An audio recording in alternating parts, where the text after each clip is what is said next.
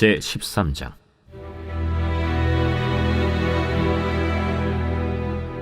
여로보암 왕 18째 해에 아비야가 유다의 왕이 되고 예루살렘에서 3년 동안 다스리니라.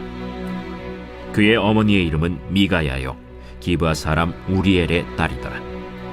아비야가 여로보암과 더불어 싸울새 아비야는 싸움에 용감한 군사 40만 명을 택하여 싸움을 준비하였고, 여로보암은 큰 용사 80만 명을 택하여 그와 대진한지라.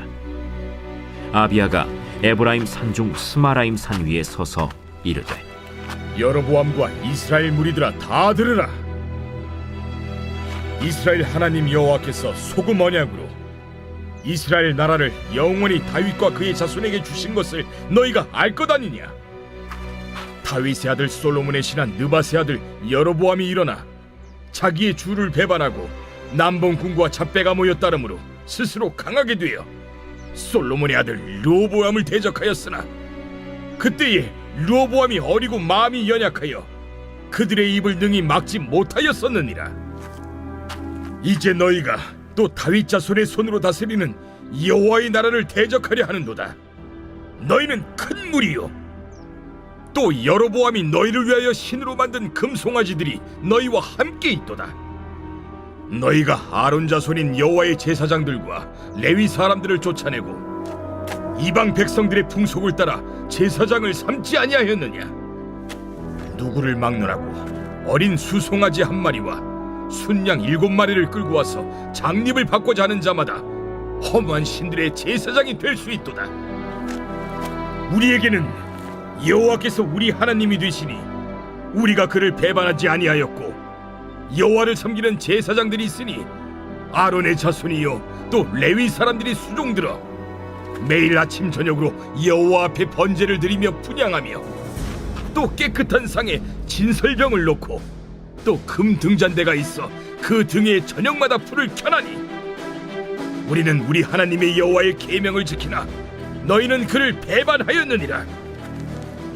하나님이 우리와 함께하사 우리의 머리가 되시고 그의 제사장들도 우리와 함께하여 전쟁의 나팔을 불어 너희를 공격하느니라.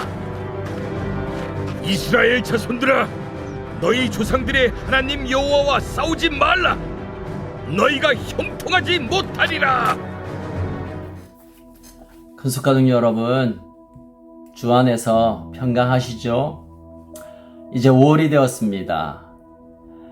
5월의 이 푸르름보다 더 풍성한 하나님의 은혜가 우리 모든 가족들 위에 임하기를 주의 이름으로 축복합니다.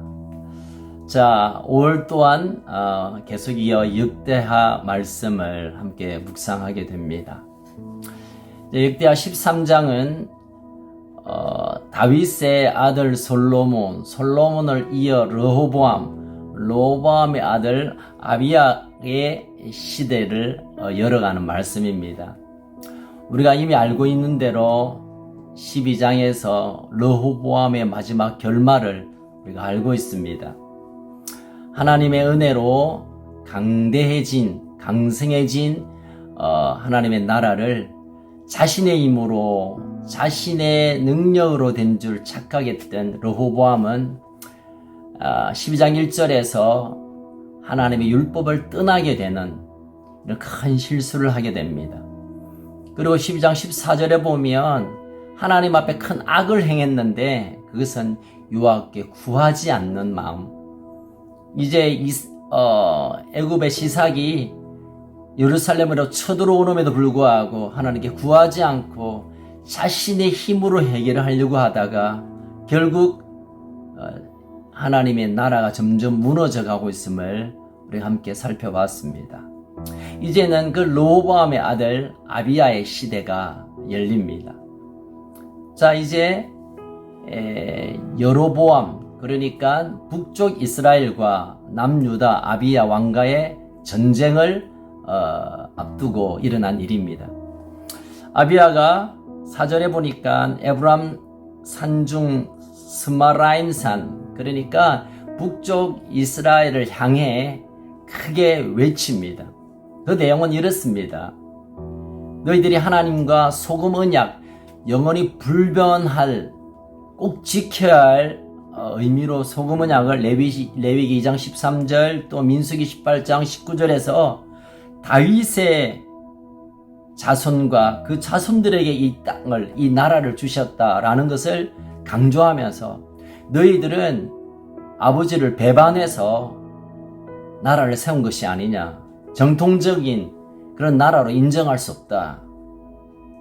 너희들이 약속을 이렇게 어길 수가 있나. 그러면서 8절에 보니까 다윗의 자손으로 다스리는 여호와의 나라를 대적하는 것이다 라고 지적하고 있습니다. 너희들이 지금 하려고 하고 있는 이 모든 것들은 하나님의 언약적 측면에서 보면 하나님의 나라를 대적하는 행위라고 지적하고 있습니다. 이어서 9장 이후에 보면 북이스라엘이 크게 실수하고 있는 부분들을 지적해서 또 고발합니다. 이방 백성의 풍속을 따라서 이제 사마리아에 성전 비슷한 걸 세워놓고 거기에서 예배하라 하면서 예배에 있어서 제사에 있어서 제사장이 꼭 필요한데 제사장을 확보 못한 이 북쪽에서는 숫송아지 1마리, 순양 7마리 가져오면 누구든지 제사장 해라고 불법적인 아론의 자손을 통하여 세워야 할 제사장을 불법적으로 뇌물받고 세웠다는 것을 아비야가 지적합니다. 이런 예배를 어떻게 하나님이 받으시겠나? 이런 제사는 다 불법이다. 하나님께서 허락하신 제사가 아님을 또 지적하고 있습니다. 그래서 12절에 보니까 하나님이 우리와 함께 우리의 머리가 되시는데 너희들은 하나님을 대적하고 하나님을 업신여기는 아주 나쁜 사람이라고 선포하고 있습니다. 그리고 마지막에 보면 너희들과 우리의 싸움은 그냥 나라 간의 싸움이 아니라 하나님과 싸우는 여호와와 싸우는 것으로 정리하고 그렇게 하면 형통하지 못할 것이라고 외칩니다. 여러분, 아비야가 대단히 신앙이 있는 것처럼 하나님의 어떤 언약, 하나님의 말씀, 하나님께 드리는 제사를 정당성을 가지고 말하는 것 같지만 사실은 이렇게 말하는 이유가 있습니다. 1절에 보면 2절에 보면 1절 2절과 보면 지금 남유다는 다 끌어모아도 40만 명의 군사입니다. 근데 북쪽은 80만 명이에요. 여러분, 당시에 이 군사의 머리수는 군사력을 말합니다. 그러니까 불리할 것 같고 또 어려울 것 같고 그러니 일단 북쪽 이스라엘을 좀 기를 죽여서 너희들은 하나님을 대적하는 것이라고 이것은 아주 나쁜 일이라고 그렇게 먼저 선포하고 있는 것입니다.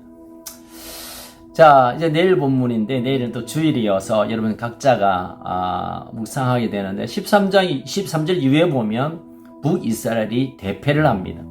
2배나 많은 군사를 가지고도 참패를 당합니다. 왜냐하면 아비야가 지적한 대로 우상을 숭배했고 종교적인 타락과 또 하나님에 대한 불신앙이 분명하기에 하나님은 그것을 보고 북쪽 이스라엘을 치신 것이죠. 자, 이렇게 해서 이 오늘 본문의 얘기가 끝나지만 그러나 사실은 이 아비야가 대단히 신앙적인 선포를 하고 또 믿음으로 전쟁을 나간 것처럼 보아지지만 그러나 이 아비야의 역사를 다루고 있는 열왕기상 15장 이후에 보면 아비야 또한 그 부왕이었던 선왕이었던 르호보앗의 이 악행 또 그 나쁜 것을 그대로 따라했다고 고발합니다.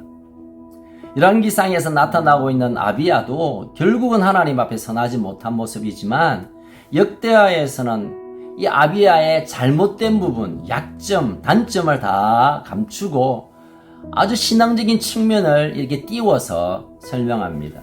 왜 그럴까요?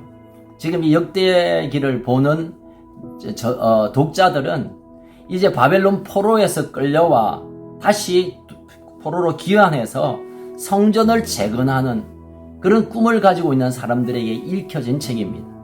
그래서 우리가 지금 이 예루살렘을 와서 성전을 세우고 하는 것은 유다 백성을 향한 하나님의 언약 가운데 그 정통성이 있을 뿐만 아니라 그 성전을 얼마나 귀히 여기고 또 그 언약의 백성이 우리란 사실을 부각시키기 위해 아비야의 이 아주 좀 포장된 모습을 역대기에서 소개하고 있습니다. 자, 저는 이 아비야의 모습을 당당하게 북이스라엘과 여로보암을 향하여 외쳤던 얘기가 정말 멋진 얘기고 누가 봐도 틀림이 없는 얘기지만 그러나 한편 제가 말을 전하는 사람으로 좀 부끄러운 모습이 있었습니다. 아비야가 진짜 이렇게 하나님의 정통 신앙 가운데 살았던 사람인가? 하나님의 언약을 그렇게 소중히 여겼던 사람인가? 하나님께 드리는 예배 제사를 그렇게 귀하게 여겼는가? 결코 그렇지 않았습니다. 단지 전쟁에 이기기 위해서 이런 말로 꼬시는 그런 모습으로밖에 보이지 않습니다. 그렇습니다. 우리나라 말에 별로 좋지 않는 말인데 똥 묻은 개가 겨 묻은 개를 나무란다 라는 말이 있습니다. 본인은 그렇게 살지 않으면서 본인은 그렇게 하나님을 경외하지 않으면서 이 전쟁에 이기기 위한 수단으로 북쪽을 향하여 대단한 신앙의 선포, 한편 참 저의 부끄러움이 생각이 났습니다. 저도 얼마나 많은 설교를 하고 또 우리 영적 식구들을 만나면 또 영적인 권면도 하지만 사실은 제가 그렇게 거룩하지 못하고 제가 하나님 앞에 그렇게 설교한 것처럼 살아내지 못한 제 모습을 볼 때 참 부끄럽고 죄송한 마음이 늘 있습니다. 오늘 이 말씀을 통해서 정말 제가 아비야의 실수를 다시는 하지는 않아야겠다. 내가 살은 만큼 설교하고 내가 사는 만큼 권면하는 것, 이것이 하나님의 은혜를 흐르게 하는 일이 아닌가 그런 생각을 해봅니다. 그렇지만 이 아비야의 이 조금 가식된 말임에도 불구하고 우리가 그 말을 들어야 할 이유는 그 내용은 정말 귀한 내용입니다. 여러분, 하나님과 싸우는 자는 결코 형통함이 없습니다. 여러분, 하나님과 싸운다는 것은, 하나님을 대적한다는 것은 무시무시한 일 같은데 이 일이 뭐냐면 내 방식대로, 내 마음대로, 내 생각대로 교회 안에서 어떤 일을 추구하는 일입니다. 여로보암은 자기의 정치적인 의도를 가지고 성전 흉내를 냈고 자기의 편의에 따라 제사장을 세우고 자기 마음대로 제사의 형식을 정해버렸습니다. 그러니 충분히 그가 아비야의 질책을 받을 만하기도 하고 우리가 보건대도 용납할 수 없는 일입니다. 오늘 두 가지를 기억하면서 우리가 함께 묵상했으면 좋겠습니다. 첫 번째로 우리가 주의 일을 하려면, 하나님의 말씀을 전하려면, 하나님 앞에 살아가려면 우리가 먼저 우리가 말하는 대로 믿음의 삶을 갖추는 것, 이것을 우리가 꼭 기억해야 될 것이고, 또 우리가 교회 함께 공동체 안에 생활할 때 결코 내 생각, 내 고집, 내 방법, 내 경험, 이것은 하나님을 대적하고 머리 대신 하나님을 대적할 수 있는 일임을 우리가 경고를 받아야 될 것입니다. 이제 오늘 복된 주일을 앞두고 있습니다. 여러분, 오늘도 거룩함으로 준비하고 특별히 내일은 1, 2부로 나누어서 예배를 드릴 텐데 예배 드리는 그곳에 우리의 진정한 삶의 마음을 쏟아드리는 예배가 될 수 있도록, 말은 멋들어지게 하는 그게 아니라 우리의 삶이 하나님께 증거가 되고, 그래서 하나님이 우리 가운데 머무시는 그 놀라운 은혜의 예배, 은혜의 삶이 되기를 주님의 이름으로 축복합니다. 기도하겠습니다. 살아계신 하나님 아버지, 오늘 아비야가 전쟁을 앞두고 북쪽을 향하여 외쳤던 선포를 우리가 함께 듣습니다. 정말 하나님께서 약속을 지키시고 그 약속대로 행하는 것이 너무 중요하고, 또 하나님께서 우리에게 주신 사명을 잘 감당하기 위해 우리의 모든 것들을 내려놓고 우리의 생각을 내려놓는 것이 얼마나 중요하다는 사실을 알게 됩니다. 그러나 우리가 그 어떤 것보다 먼저 하나님이 우리에게 주신 이 사명 가운데 온전히 거하고 그것을 위하여 우리가 온전히 삶을 내어드리는, 온전히 나를 내어드리는 그런 놀라운 은혜로 우리를 덮어주시옵소서. 오늘 하루도 내가 말하는 말에 부끄럽지 않는 삶, 정말 하나님께서 기뻐하시는 삶으로 살아드리는 복된 하루가 되게 하여 주옵소서. 우리를 사랑하시는 예수님 이름으로 기도합나이다. 아멘.